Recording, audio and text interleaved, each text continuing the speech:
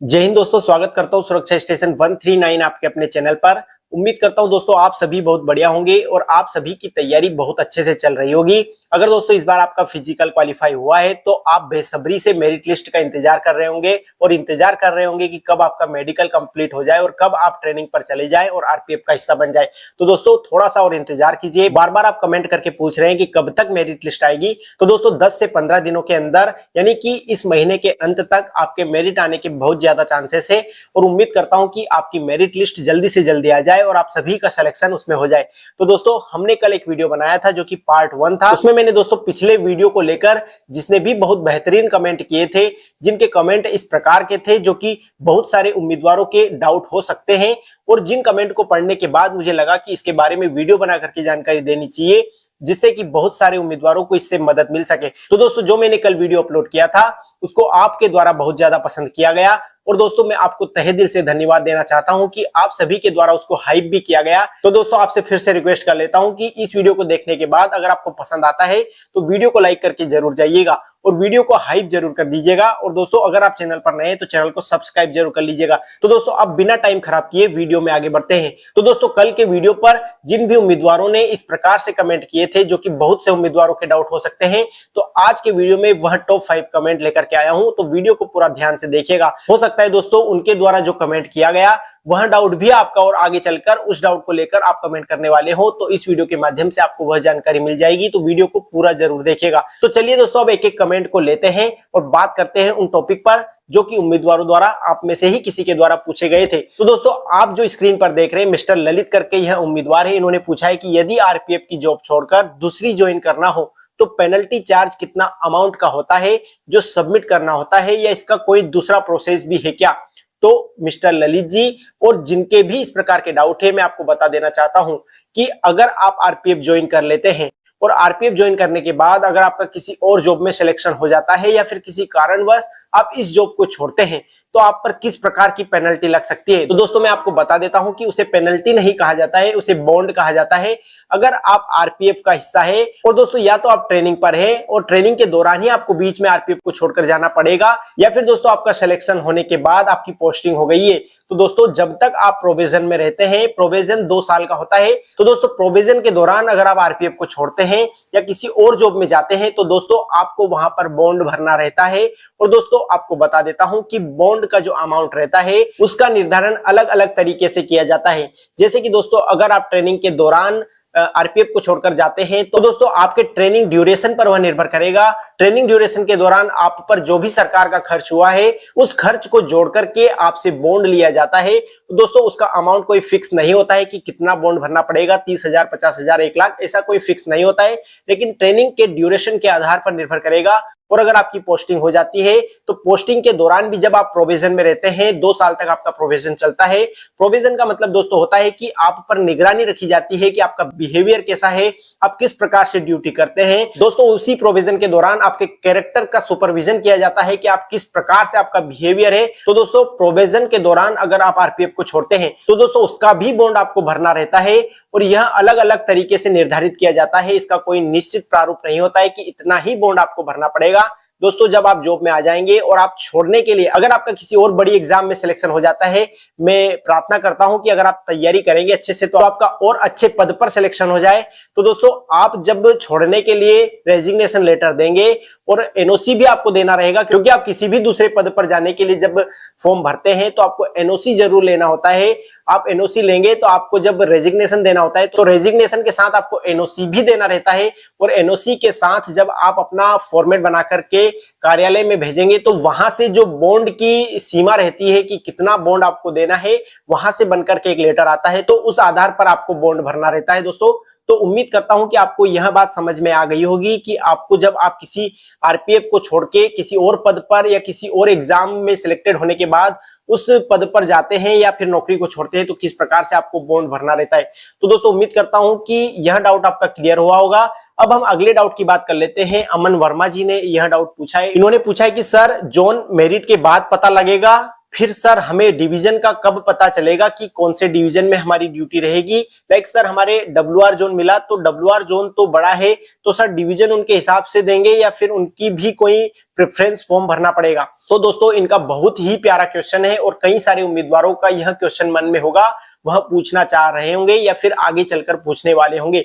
तो अमन वर्मा जी आपका बहुत बढ़िया क्वेश्चन है। तो आपको बता देना चाहता हूं कि मैं कल भी बताया था कि जोन का अलॉटमेंट आपको आपके ट्रेनिंग के पहले ही पता चल जाएगा। तो जब आप ट्रेनिंग कंप्लीट करने के बाद, पासिंग आउट परेड करने के बाद वहां से निकलते हैं तो आपको अपने अपने जोन में रिपोर्ट करना रहता है।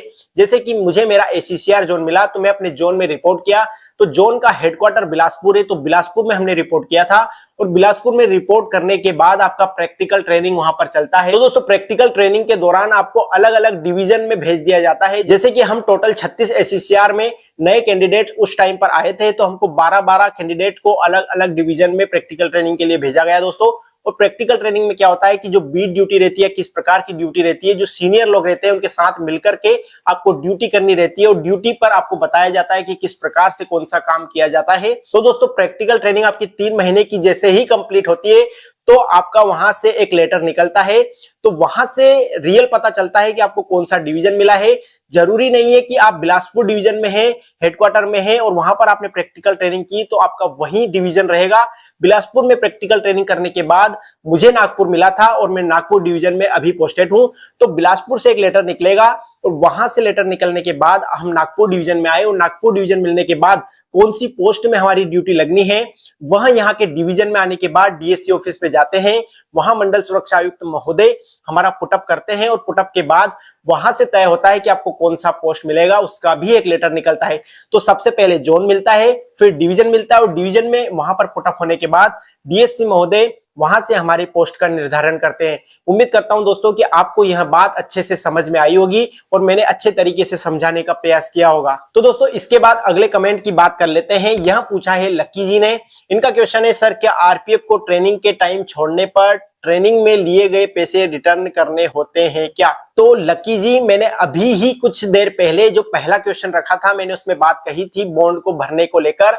तो आप ट्रेनिंग के दौरान छोड़ते हैं या फिर पोस्टिंग होने के बाद आप RPF को छोड़ते हैं तो आपसे जो ट्रेनिंग में आपको पैसे दिए गए वह नहीं लिए जाते हैं। कुछ बॉन्ड का निर्धारण किया जाता है कि उसकी सीमा कितनी होती है। यह बॉन्ड का निर्धारण अलग तरीके से तय होता है, उसके बारे में मुझे कंफर्म जानकारी नहीं है तो मैं तुक्के से बात नहीं करने वाला हूं। आपको स्पष्ट बता देना चाहता हूं कि बॉन्ड का निर्धारण कुछ अलग तरीके से, अलग प्रारूप के आधार पर होता है। तो उस तरीके से आपको बॉन्ड भरना रहता है, ना कि आपको जो सैलरी मिली वह आपको रिटर्न करनी होती है। और अगर इसी क्वेश्चन को हम थोड़ा सा घुमा कर देखें तो एक क्वेश्चन यह भी बन सकता है कि ट्रेनिंग के दौरान अगर आप किसी एग्जाम को देने जाते हैं और एग्जाम देने जाने में आपके अगर 4 से 5 दिन निकल गए तो क्या आपको वहां 4 से 5 दिन की सैलरी भी मिलती है या नहीं मिलती है? तो मैं आपको बता देता हूं कि अगर आप 4 से 5 दिन एग्जाम देने के लिए छुट्टी लेकर गए हैं तो क्योंकि ट्रेनिंग के दौरान आपको सैलरी नहीं मिलती है, जो ट्रेनिंग के दौरान आपको पैसा मिलता है उसे स्टाइपेंड बोलते हैं। और स्टाइपेंड में अगर 30 दिन का महीना है और 30 दिन के महीने में अगर 5 दिन आप छुट्टी लेकर चले गए तो आपको 25 दिन का ही स्टाइपेंड मिलेगा। जितने दिन आप ट्रेनिंग करेंगे उतना ही आपको स्टाइपेंड मिलेगा। तो अगर पैसे रिटर्न करने की बात आती है और यह क्वेश्चन अगर आप पूछ रहे हैं कि ट्रेनिंग के दौरान हम किसी एग्जाम को देने जाते हैं तो पैसे रिटर्न नहीं करने पड़ते हैं। आपको जो स्टाइपेंड मिलता है वह जितने दिन आप छुट्टी लेकर गए हैं उतने दिन का कटकर ही मिलेगा। तो उम्मीद करता हूं कि यह डाउट भी आपका क्लियर हुआ होगा। इसके बाद दोस्तों अगले कमेंट की बात कर लेते हैं। यह पूछा है अंकित कुमार जी ने। इनका क्वेश्चन है, सर मेडिकल के लिए लिस्ट कब तक आ सकता है? क्योंकि अगर RPF SI का प्रोसेस देखा जाए तो जितना टाइम उनको मिला था उतना टाइम में अगर लिस्ट निकलनी है तो शायद जनवरी के लास्ट वीक में लिस्ट निकल सकती है, बट पता नहीं कब तक आएगा। आपको क्या लगता है सर जी? Please reply. और अगर किसी के चेस्ट के राइट साइड में हल्का दर्द कभी कभी थोड़े टाइम के लिए होता है तो क्या मेडिकल में दिक्कत होगी? Please reply. तो अंकित कुमार जी मैं आपको बता देना चाहता हूं कि मैंने इसके पहले भी बता दिया था कि मेडिकल के लिए जो लिस्ट निकलेगा वह पहले आपकी मेरिट आएगी, उसके बाद 20 से 25 दिन का समय लगता है। तो जनवरी के अंत में तो मुझे नहीं लगता कि मेडिकल के लिए आपका लिस्ट आएगा। RPF SI का प्रोसेस इसलिए जल्दी हो गया था क्योंकि उसमें कैंडिडेट कम थे। 452 कुछ पोस्ट थी, मुझे एग्जैक्ट डेटा नहीं पता लेकिन 452 ही कुछ पोस्ट थी और इसमें 4208 है, यानी कि 10 गुना ज्यादा आपकी वैकेंसीज है।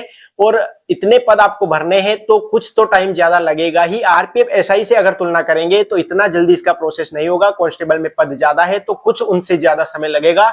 तो मेडिकल की लिस्ट फरवरी के अंत तक आने की पूरी उम्मीद है। और आपको एक चीज बता देता हूं, आप जो पूछ रहे हैं कि चेस्ट में अगर हल्का सा दर्द है राइट साइड में, तो आप इसका इलाज करवाइए, डॉक्टर से ईसीजी टेस्ट करवा लीजिए, क्योंकि अपने स्वास्थ्य का पहले ध्यान रखिए। मेडिकल होता रहेगा, जॉब मिलती रहेगी। अपने स्वास्थ्य के लिए डॉक्टर से मिलिए और अपना चेकअप करवाइए। और एक चीज बता देता हूं कि मेडिकल में इससे संबंधित आपको कोई भी पॉइंट नहीं मिलने वाला है। आप निश्चिंत रहिए, आपका सिलेक्शन बिल्कुल हो जाएगा।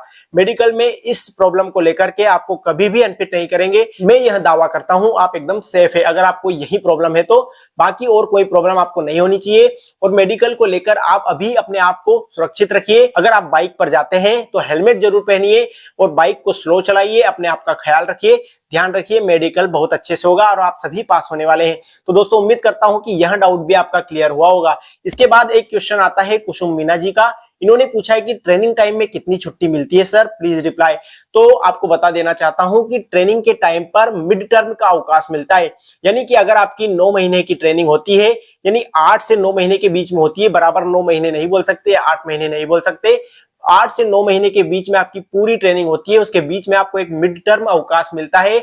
मिड टर्म अवकाश इसलिए मिलता है कि जो भी नए कैंडिडेट जो कि ट्रेनिंग करने के लिए आते हैं तो लगातार 9 महीने तक ट्रेनिंग करने में वह एकदम बोर होने लगते हैं या फिर दिमाग पर बोझ सा उनको लगने लगता है। तो उनको थोड़ा सा रेस्ट अगर बीच में मिल जाता है तो जब वो मिड टर्म के बाद आते हैं तो फिर से वही जोश के साथ ट्रेनिंग स्टार्ट कर देते हैं। तो इसीलिए मिड टर्म का अवकाश दिया जाता है। और मिड टर्म का अवकाश आपको बता देता हूं कि यह मिड टर्म का अवकाश 7 दिन मिलता है। और अगर इसको बढ़ा दिया जाए तो 7 से 15 दिन मिलता होगा, क्योंकि दोस्तों जब मैं भर्ती हुआ था, मेरा जब ट्रेनिंग था तो 2020 में हम ट्रेनिंग कर रहे थे। 1 दिसंबर 2019 से हमारा ट्रेनिंग स्टार्ट हुआ था और 7 अगस्त 2020 को हमारा पीओपी हुआ था, पासिंग आउट परेड हुआ था। तो इसके बीच में हमें अप्रैल के महीने में मिड टर्म अवकाश मिलने वाला था, लेकिन कोरोना अपने पीक पर था। कोरोना के कारण मिड टर्म अवकाश हमारा कैंसिल कर दिया गया था। सो बैड, हमने फ्लाइट का टिकट भी बुकिंग किया था, लेकिन पहली बार फ्लाइट में बैठने का सपना हमारा सपना ही रह गया था। तो उस मिड टर्म अवकाश को लेकर जब मुझे पता है कि 7 दिन का अवकाश हमको मिलने वाला था, घर जाने की इतनी ज्यादा खुशी थी कि बहुत दिनों बाद घर से बाहर निकले थे और इतने दिनों के लिए बाहर रहे थे, तो घर जाने की खुशी थी। लेकिन हमारी किस्मत में ना तो फ्लाइट थी ना ही छुट्टी थी। उस टाइम पर हमें छुट्टी नहीं मिली, क्योंकि हम घर जाते तो हमारे घर वालों के लिए भी हम असुरक्षित रहते, तो इसलिए हमें अवकाश नहीं मिला था। तो मैं ये बता देता हूं कि छुट्टी तो मिलती है 7 से 15 दिन, 7 दिन भी हो सकती है, 10 दिन भी हो सकती है, या फिर 15 दिन का भी मिड टर्म अवकाश मिल सकता है। डिपेंड करता है कि कितना निर्धारित किया जाता है। तो उम्मीद करता हूं दोस्तों कि आप सभी को अपने सवालों के जवाब मिल गए होंगे और इन टॉप 5 कमेंट के माध्यम से कई सारे उम्मीदवारों के डाउट भी क्लियर हो गए होंगे। उम्मीद करता हूं दोस्तों इस वीडियो के नीचे भी आपके द्वारा बेहतरीन कमेंट किए जाएंगे और इस प्रकार के कमेंट जो कि रिपीटेड नहीं हो और मैंने पहले बात नहीं की हो, और इस टाइप के कमेंट आप करेंगे जो कि ज्यादा से ज्यादा उम्मीदवारों के डाउट हो और एक डाउट की तरह हो, रियल प्रश्न हो। तो दोस्तों मुझे भी बहुत अच्छा लगता है जब आपके द्वारा इस प्रकार के प्रश्न पूछे जाते हैं। दोस्तों उम्मीद करता हूं कि वीडियो आपको पसंद आया होगा, वीडियो से कुछ नई और स्पष्ट जानकारी आपको सीखने को मिली होगी। उम्मीद करता हूं दोस्तों चैनल के माध्यम से आप सभी की मैं हेल्प कर पा रहा हूं। और दोस्तों अगर आपकी हेल्प हो रही है तो दोस्तों आप मेरी मेहनत के लिए वीडियो को लाइक जरूर कर दीजिएगा, अपने दोस्तों को शेयर कर दीजिएगा और चैनल पर नए तो एक सब्सक्राइब का बटन दबा करके जरूर जाइएगा। तो दोस्तों मिलेंगे अगली जानकारी भरी वीडियो में, तब तक के लिए जय हिंद जय भारत।